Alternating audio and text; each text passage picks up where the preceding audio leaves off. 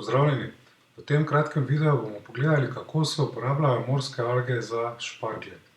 Več informacij si kasneje lahko pogledate na rjavemorskoalge.si in na Facebook profilu Rjave morske alge. Pa poglejmo. Torej, prvič tretiramo šparglje, ko je zelena rastlina visoka cirka 10 centimetrov.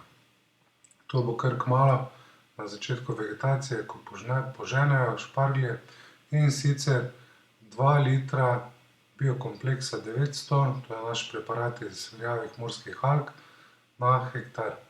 In kasneje ponovimo z istim receptom še 14 dni kasneje. Kolikor imate manjše površine in uporabljate manjšo količino vode za tretiranje špargljev, verjetno bo najbolj pogosta škropilnica za vrt ali ročno uporabo 10-12 litrov.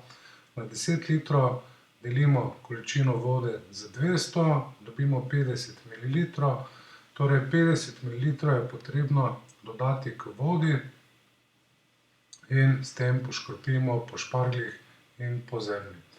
Kako točno delujejo naši preparati iz rjave morske alge, si lahko pogledate na spletni strani, lahko pogledate še druge videoposnetke na tem YouTube kanalu, povezave pa boste našli spodaj v opisu tega videoposnetka.